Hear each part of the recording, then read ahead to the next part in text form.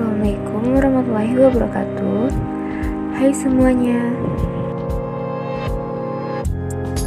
Perkenalkan, kami kelompok 5 yang beranggotakan saya Fani Inika Melinda sebagai moderator, Rizka Lailatul Ramadhani sebagai pemateri, Silvani sebagai pemateri, dan Siska Afrilina sebagai pemateri.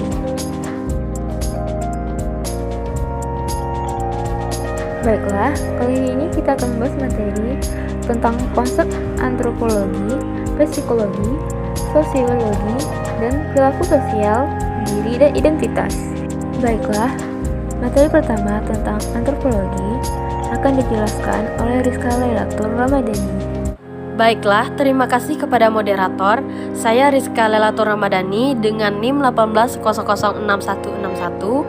Saya akan menjelaskan materi tentang antropologi.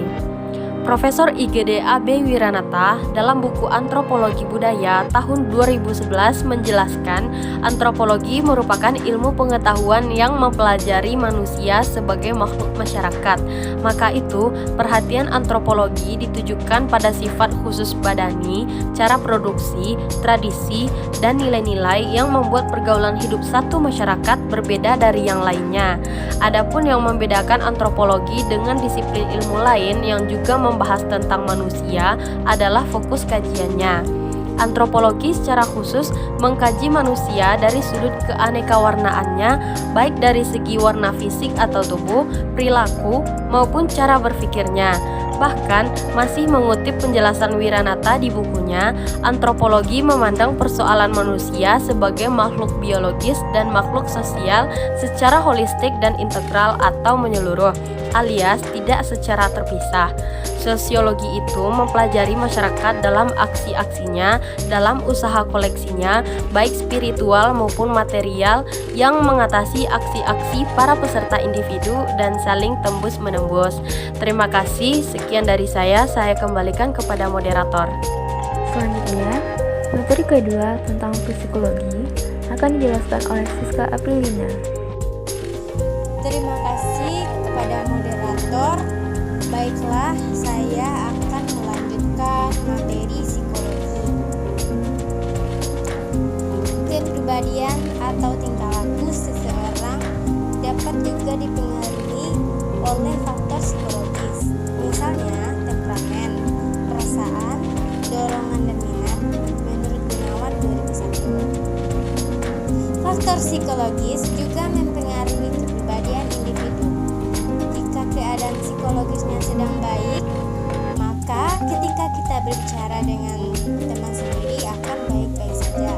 Tetapi akan berbeda jika kita berbicara dengan teman sendiri saat psikologisnya sedang tidak baik atau sedang ada masalah. Maka teman kita akan mudah marah saat diajak berbicara dengan kita.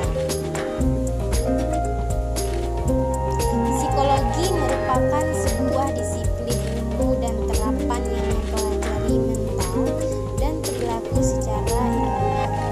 Psikologi memiliki tujuan langsung untuk memahami individu dan kelompok dengan memperhatikan prinsip pribadi dan meneliti kasus spesifik. Seseorang yang ahli di bidang psikologi atau menjadi peneliti psikologi disebut psikolog dan dapat diklasifikasikan menjadi ilmuwan sosial, perilaku, atau kognitif. Psikolog berusaha untuk memahami perubahan fungsi mental dalam individu dan perilaku sosial. Dapat disimpulkan, psikologi adalah ilmu pengetahuan yang mempelajari tingkah laku manusia, baik sebagai individu maupun dalam hubungannya dengan lingkungannya. Tingkah laku tersebut berupa tingkah laku yang tampak maupun tidak tampak, tingkah laku yang disadari maupun yang tidak disadari. Nah, jadi psikologi ini tidak mempelajari jiwa atau mental itu secara langsung, karena sifatnya yang abstrak. Tetapi psikologi membatasi pada manifestasi dan ekspresi dari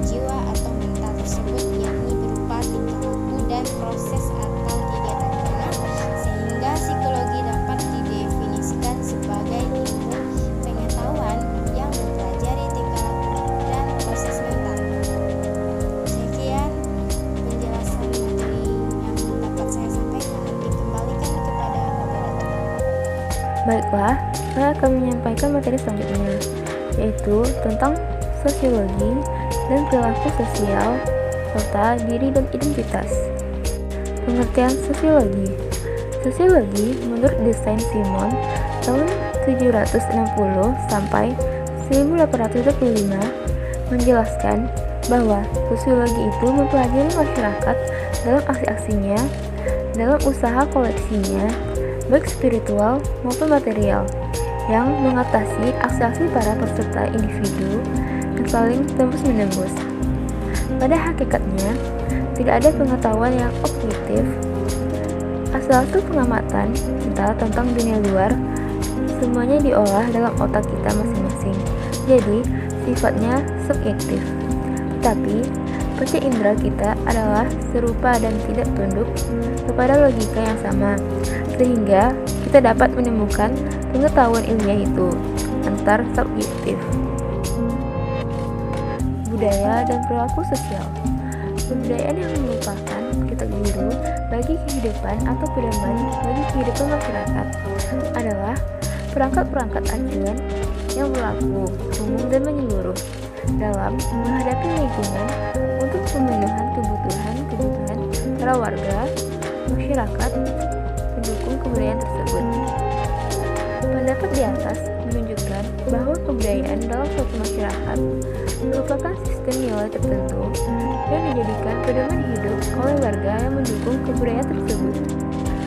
Kebudayaan merupakan lingkungan yang terbentuk oleh norma-norma dan nilai-nilai yang dipelihara oleh masyarakat pendukungnya. Nilai-nilai serta norma-norma yang menjadi pedoman hidup itu kemudian berkembang dalam berbagai kebutuhan masyarakat sehingga terbentuklah dalam suatu sistem sosial. Pengertian diri dan identitas. Menurut Papalia tahun 2008, identitas diri adalah proses menjadi seorang individu yang unik dengan peran yang penting dalam hidup. Sedangkan menurut Deswita tahun 2008, identitas diri merupakan suatu kesadaran akan kesatuan dan kesinambungan pribadi, serta keyakinan yang relatif stabil sepanjang rentang kehidupan. Adapun faktor-faktor yang mempengaruhi identitas menurut Sojiti Jiningsih tahun 2004. 1. Keluarga. Orang tua adalah sosok yang penting dalam perkembangan identitas remaja. 2. Reference group. Reference group merupakan kelompok-kelompok yang terbentuk ketika memasuki masa remaja. 3. Significant other, yaitu merupakan seseorang yang sangat berarti, seperti sahabat, guru, kakak, bintang olahraga atau bintang film, atau siapapun yang dikagumi.